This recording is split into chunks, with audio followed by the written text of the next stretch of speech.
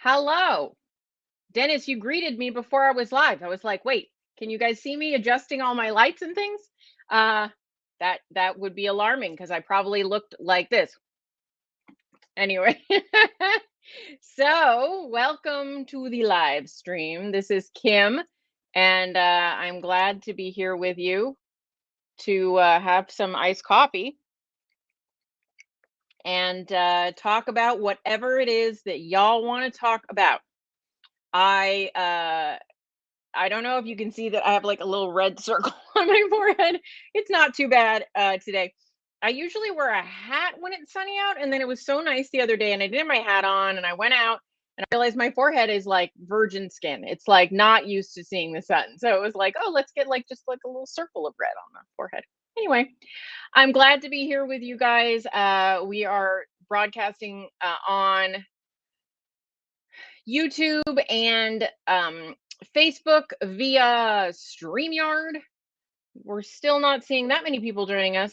Hey, Dennis, and did you see that the stream was on its way before? I'm totally confused about how things went timeline. So, Dennis, if you could answer me, did you just see like notification that it was coming up or had it already started? I don't know how these things work. Anyway, welcome to the live. I'm glad to be here with you. What's happening? So, what's going on today? Well, we finally did it, people. We finally did it.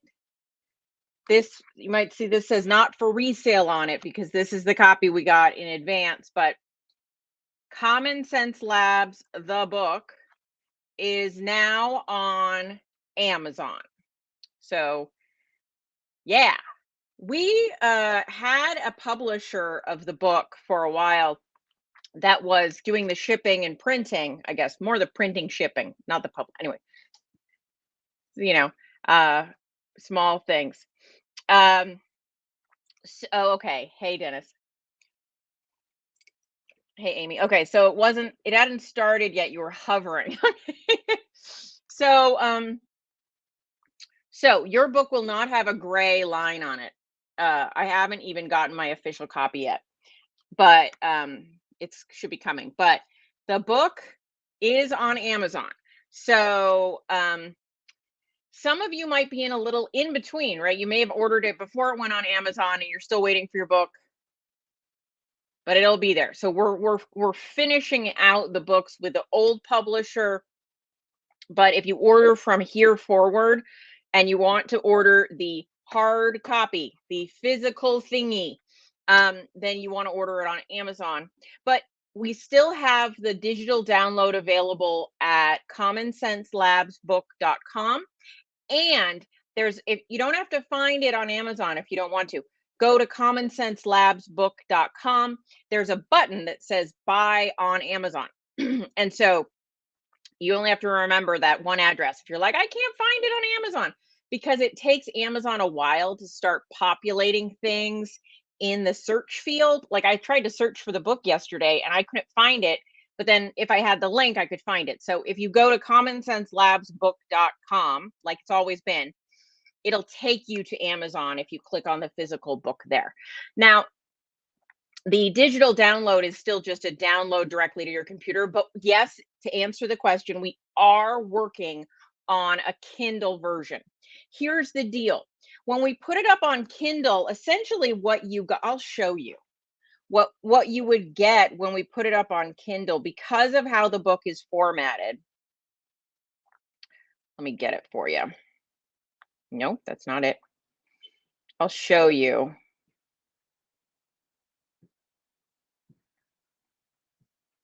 You'd basically, see if you could see that. You'd basically get like a printout page on a black, anyway. So it just literally was like the page. Let's see if I can cover it there. Oh, no, that's Facebook. What happened? There you can kind of see it. You get like sort of just the way a page would look in the book just on your phone. And we actually wanted it to look like a real book on a Kindle. And so for that, you have to completely like start from scratch, rewrite the book in a Kindle format. So we're doing that, but we didn't want you to have to wait. And honestly, the shipping with our original shipper was getting ridiculous, and neither Dr. Barry nor I felt like that was appropriate for people to have to wait that long for a book. So we have the physical book on Amazon. You can still get the digital download. And within hopefully a month, you'll be able to also get a Kindle version for your phone or tablet or whatever that'll work like Kindle books actually work.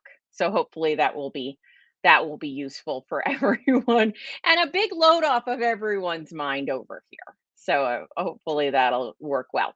So does anyone have any questions, anything specifically they want me to talk about? Hey Laura, well, thank you for ordering one. And if you like the book, even if you have, it's the same book. If you have the book now and you want to leave us a 5-star Amazon review, we would really appreciate it. So just let us make that happen. If you have the digital version, if you've ever had the digital version, we put up an update. So this version of the book that's on Amazon, we added a section. So we added a section that was basically the labs in SI units. What are SI units? So, at the end of the book, we've got charts with like optimal ranges and that kind of thing. So the US uses US units. Most other countries use SI units. So we put in an SI unit section. So for those of you that are international, we thought that would be helpful. But if you ever ordered a digital version, we just put up the new version in digital as well. Just go back to your original receipt. This only works for the digital, but go back to your original receipt and click download again, and you should be able to download a new like a new copy, an updated copy without having to pay any more money. It should be set up so that you can just re-download it. So from that link, if you can't find your receipt, you can email me. May take me a few days to get back to you, but you can email me at kim@kimhowerton.com. And I will push a email back to you. I'll just push the receipt back to you. Make sure though, when you email me with the email address that you bought the book with, or else I can't look you up, right? So like if you bought the book with schmenkelmertz.com, email me from schmenkelmertz.com. Don't email me from, your other account, because people do that sometimes and I'm like, I don't know who you are. Anyway, so that's my request. But if you're like, hey, I want to download the update, but I don't have my receipt anymore, I will shoot you a new receipt. Give me a couple days. All right. So there you go. Joanna just says she just bought the digital copy last month.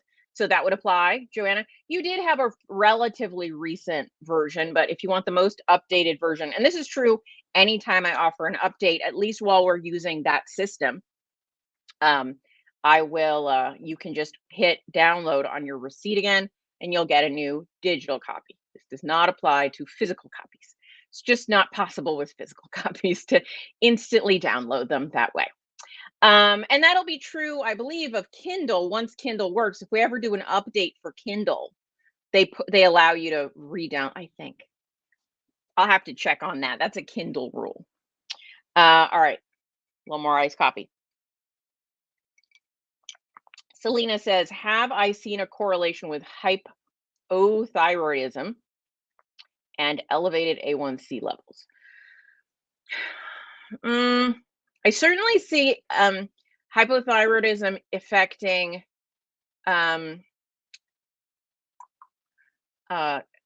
cholesterol numbers, lipids. So if your thyroid is off, it can affect your lipids. And so some people who think they have high cholesterol, high lipid numbers will have artificially high lipid numbers because of hypothyroidism. So that can happen. I don't see it as often with thyroid. but I'm not a doctor and this is not medical advice. So I don't see as many like I don't see cases come through, right? So it's possible there's a connection that I don't know about yet, but I don't know about one. Um I could see like let's look at like what happens with hypothyroidism, right? Hypothyroidism, if you have so slow thyroid, it's going to do a few things. It's going to depress your metabolic rate a bit. It could, just trying to think like the mechanisms there.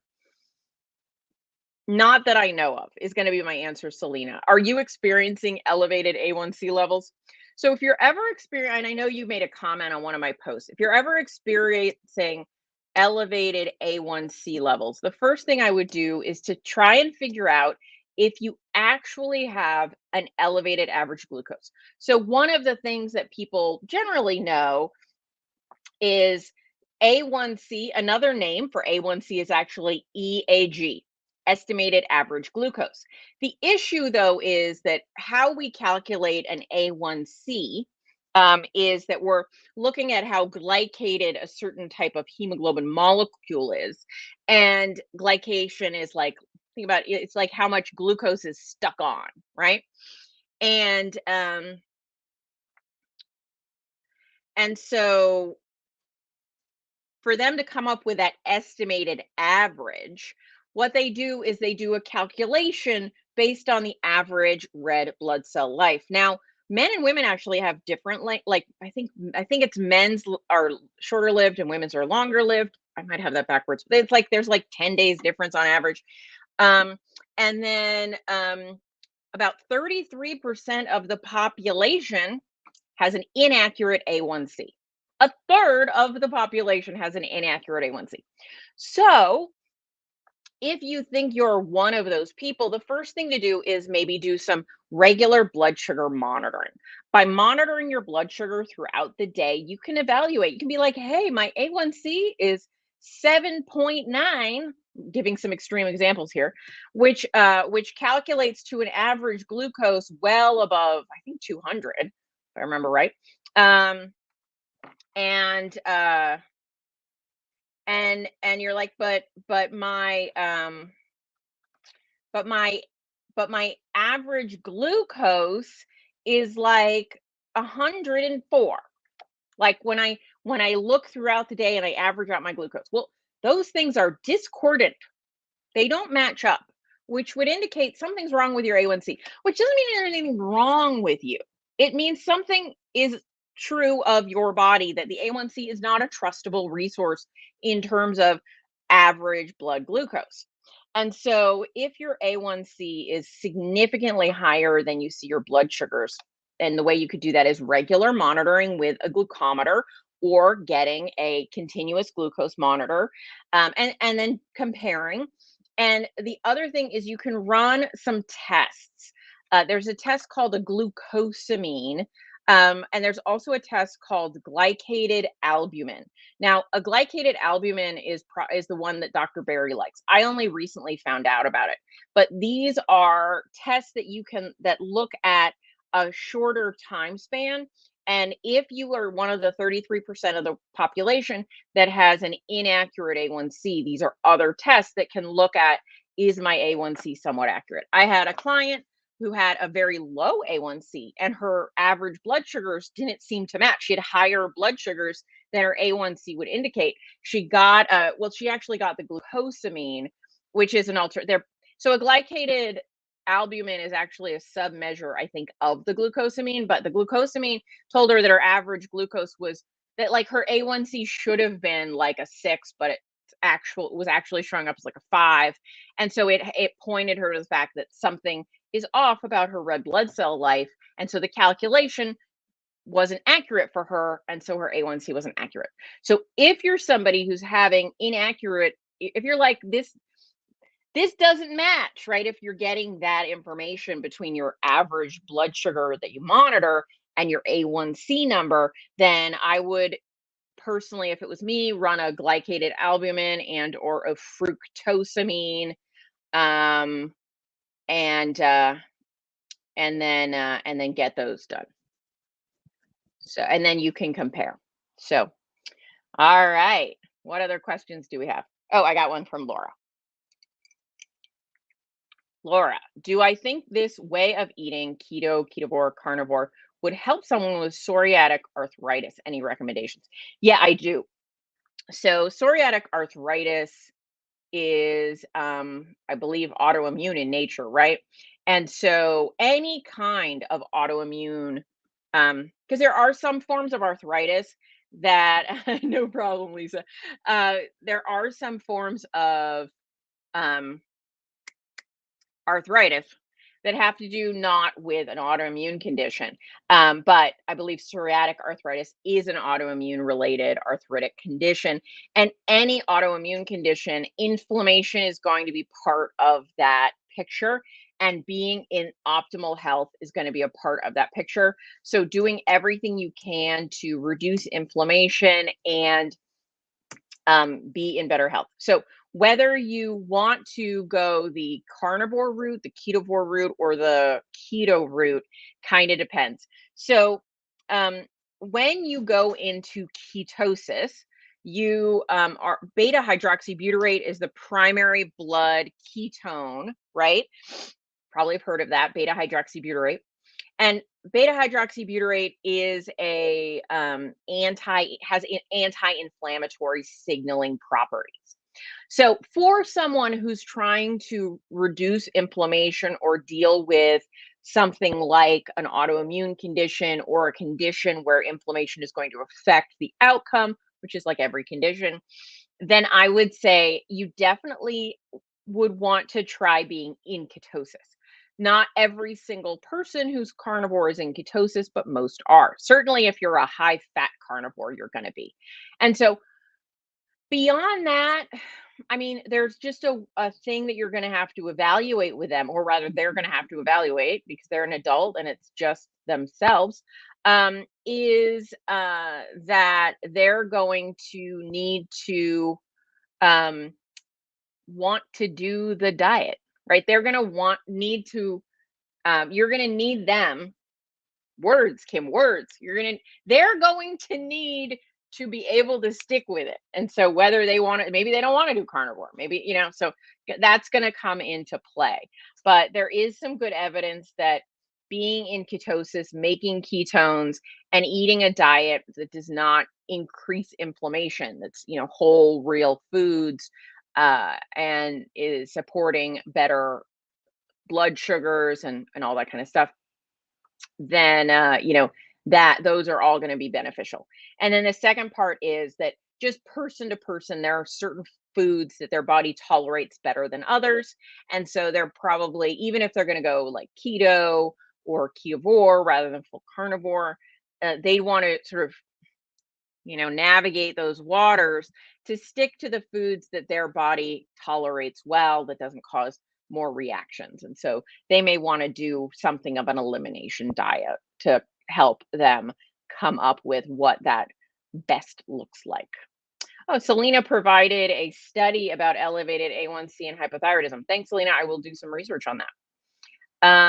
All right. What else would you guys like to know about?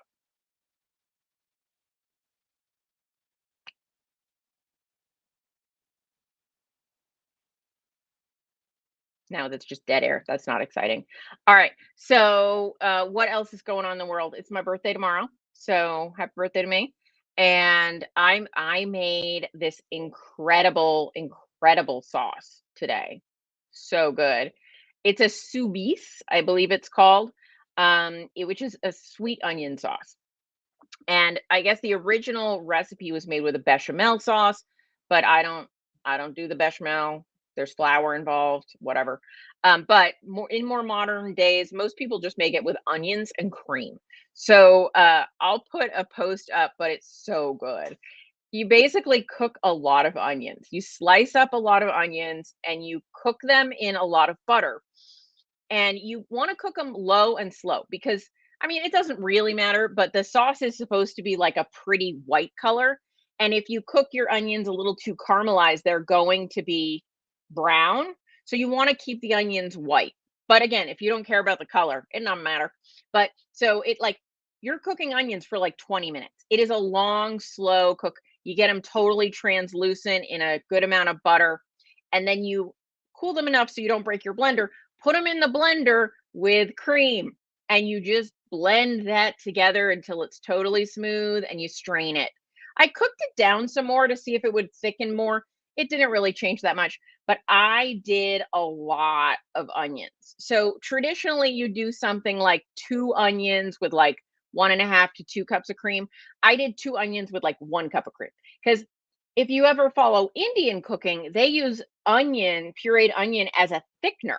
And so I was like, oh, if I want this, and cream will thicken down as you cook it. So that's why I was like, well, let me cook this and see what happens. But it was already pretty thick from so much onion. Oh, and some salt. I put some salt in there. Such a delicious sauce. Obviously, a very high fat sauce because it's heavy cream. But I just a delicious, very like rich, deep onion flavor. I have to say that I made it because Nisha Berry loves onions so much. I was like, I'll try this. I saw the sauce and I was like, oh, Nisha will really like the sauce. I'll try it out and see what she thinks of it. So, of course, I can't transport it to Tennessee, but giving it a try. But the one problem with making this sauce is you can't really leave the onions alone. So you're standing in front of cooking onions for a long time. So I would recommend doing that while you're doing other things that you have to be on the stove at the same time for. But you can't really abandon them because if you abandon onions, pretty soon something's getting browner than you want it to. And so there you go. Anyway, but that is a delicious sauce. So I did about 4 tablespoons of butter, about 20 ounces of onion, chopped onion, which is about 2 large yellow onions. Then I cooked that for about 20 minutes and then blended that with a cup of cream and added salt to taste. And it's so good on chicken or steak. I think it's like sweet and it's got the sweet of the cream. And if I were going to do that, I would do it with like a meat. And if you were doing a side, I do like a bitter side, right? Because you got the sweet of the sauce, like onion and cream. Um, and like a little bit of Brussels sprouts or something, a little chicory, something a little bitter note to kind of like balance it all out. I don't know, but it was delicious. And I put it in the fridge, so we'll see. It probably will last all week just fine. Um, Selena says, I wrote down the other 3 blood tests, see if my practitioner will comply with my desires. Take a look at how my body is processing carbs. Yeah, sounds good. Gina, why does almond flour raise my blood sugar? I'm type 2 and on metformin plus Manjaro. Okay. So Manjaro is a GLP-1 and a GIP agonist, for those of you that don't know, compared to a lot of us are familiar with just the GLP-1 agonist, but Manjaro is actually both a GLP and a GIP agonist. The two incretin hormones working together, apparently, they work better together. So Manjaro of all those seems like the best bet. I'm not giving medical advice, just my opinion on things I've read. But Gina, why does almond flour raise blood sugar? So I find that when people get a blood sugar raise more than they think they should from a food, because what almond flour, um, so here's the deal about any highly processed food. So almond flour is a highly processed food. So it hits your bloodstream faster than if it were like eating some almonds. So that's one thing. But the main thing I would say is we all have individual things. So they did this test. It was an Israeli group. I cannot remember their name, but this group in Israel did a study where they gave people all the same foods with a CGM with their blood sugar, and they found some people they gave them hummus, ground chickpeas with tahini and stuff. Everyone knows what hummus is, right? Um, some people call it hummus, and some people call it hummus. Depends where you're from.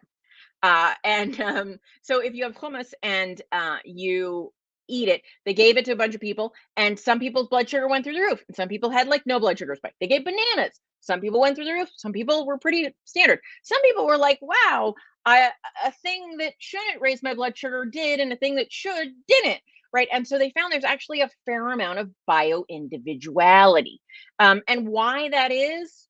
Question mark.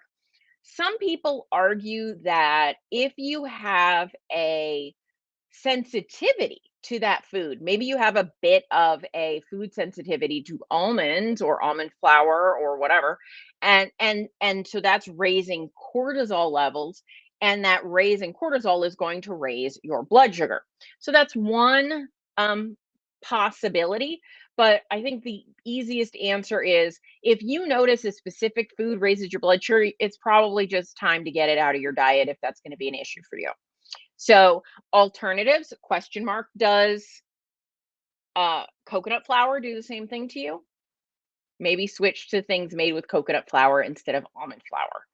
I'd be curious if almonds raise your blood sugar as much, and just a personal interest in that.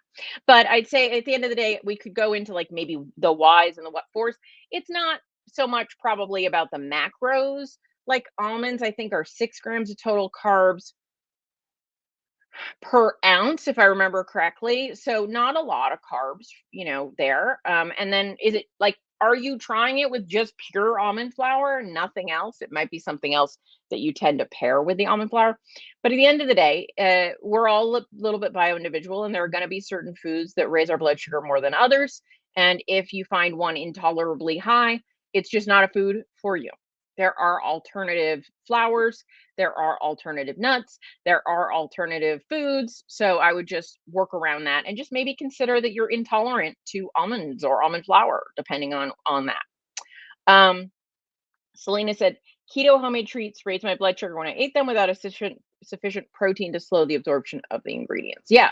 And yeah, so it matters what you eat foods with, right?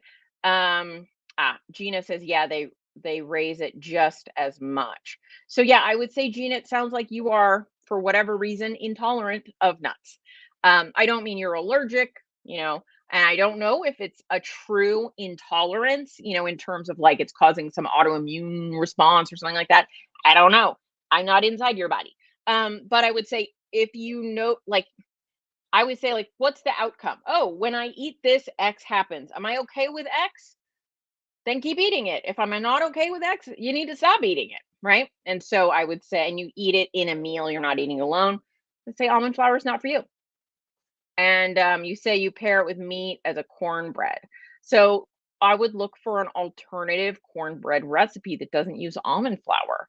Um, I know Nisha has a recipe for cornbread that uses pork panko, and there is almond flour in that recipe. But I think you could probably do mostly the pork panko with a little bit of coconut flour. Um, and probably get to a place where it can work. I would do some experimenting or look up a coconut flour based cornbread and see, maybe you do better with coconut flour than you do with almond flour. I don't even think I have had almond flour in the house since last Christmas when I made a few treats. I don't really do almond flour. Like I will, but I would so much rather do like a custard or a creamy and just have a little, like, it's just, all nuts are very, very calorically dense. So I use them sparingly. Um Dachshund Gal, I got a CGM Libra 2, great numbers. Every time I move around, go up steps, standing, my blood sugar goes up. I'm not talking about exercise. Yeah, normal. So if I'm like sitting, wearing a CGM, my blood sugar is like 5 points, maybe 10, less than if I'm walking around and moving. Um, I I think, if you think about it, blood sugar is like mobilized energy. It's gonna cause a little bit more. I don't know if it's just that the fact that the CGM causes there's more like interstitial fluid motion or whatever causing that. It does not raise your average glucose, and movement is good. So I won't worry about it too much. But I have noticed as well that when I'm wearing a CGM, if I'm very active and moving around a lot, my average glucose during that period of the day will look 1 or 2 points higher than it looks other times. It does not mean anything bad.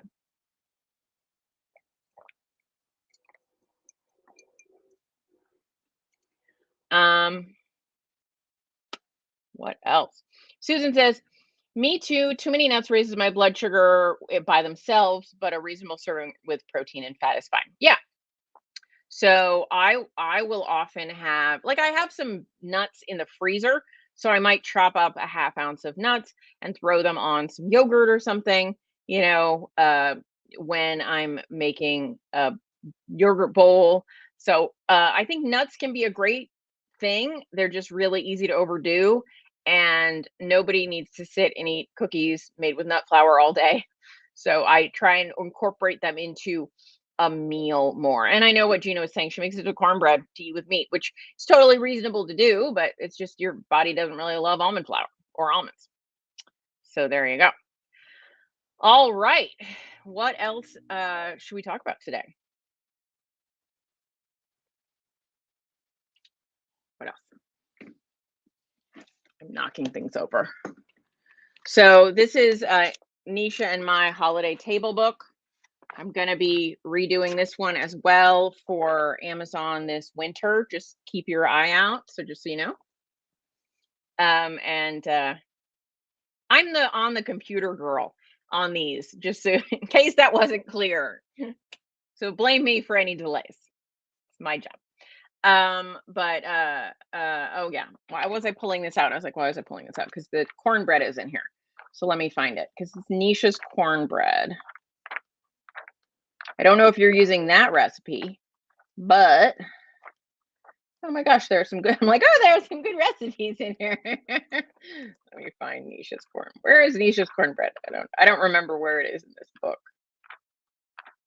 There it is. Right before the broccoli salad. All right, so this recipe has okay, so most people multiply this recipe. This is for a very, very small amount.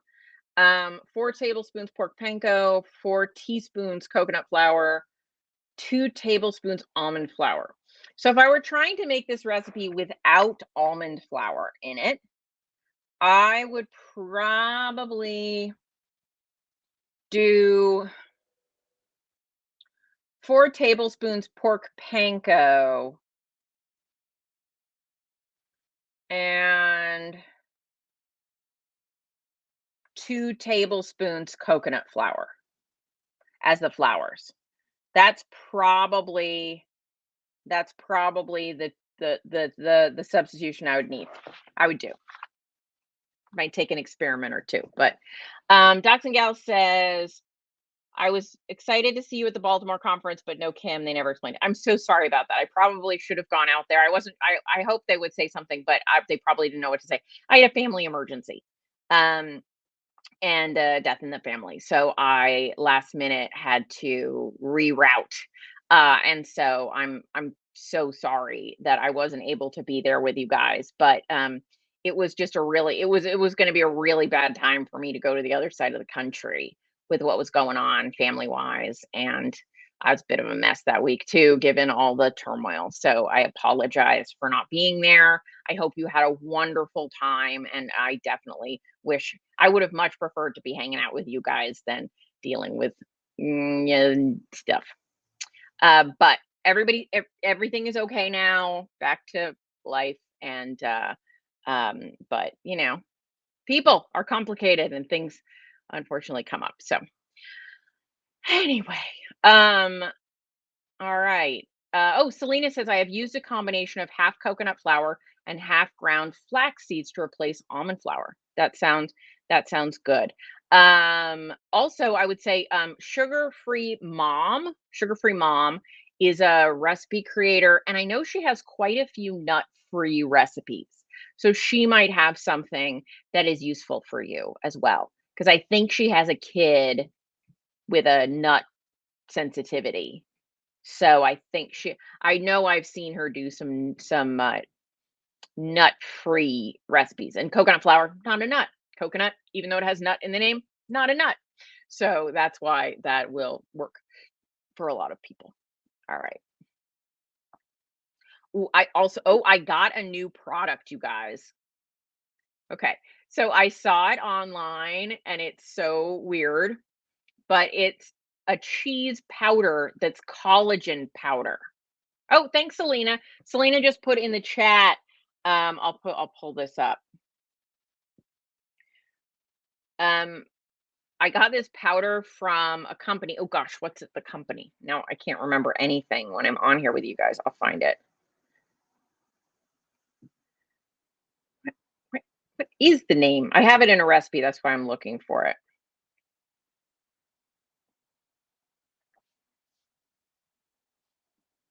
Okay, it's by a company called Meal Boosters. Meal Boosters. Um, Selena. Selena says cheesy collagen powder. Yeah, it's from a company called Meal Boosters. Cheesy cheese savory protein powder. They make like three flavors. One is like buffalo chicken, and one of them is like cheese powder. It is that intense orange color that like it looks like a packet of the Kraft, the macaroni and cheese powder. It looks like that powder. Um, and it's collagen powder. So, I saw somebody using it in a recipe. I dumped it in some blended cottage cheese and mixed it together, and wow, it looks like Velveeta. So I mixed some into some cauliflower rice. I'll show you. I think I took a picture.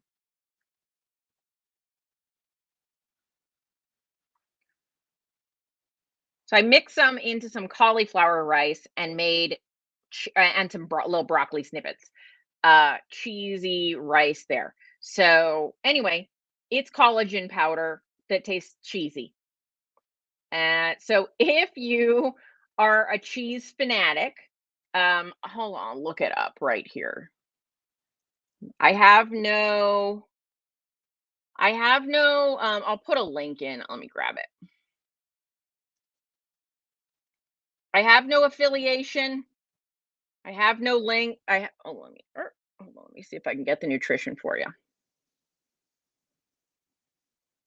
So then it has, if you go to their website, there's a page. It shows you exactly what amino acids are involved. Two little scoops in it, which is 21 grams, is 80 calories, 0 grams of fat, 0 grams of carbs, 20 grams of protein. It's just collagen powder, it says. But the ingredients, type 1 and type 3 collagen peptides. Oh, that's the plain one. Sorry, that was the plain one. The cheesy one has 2 grams of fat, 2 grams of carbs, and 15 grams of protein for 90 calories. Type 1 and type 3 collagen peptides, and then a cheese blend, which is granular cheese, which is milk, cheese culture, salt, and enzymes, whey, sunflower oil, whey protein concentrate, lactose, maltodextrin, salt, blue cheese, sodium phosphate. So if you are like, I am a no to sunflower oil, we'll say, given that it's a dry powder, there is very little in there.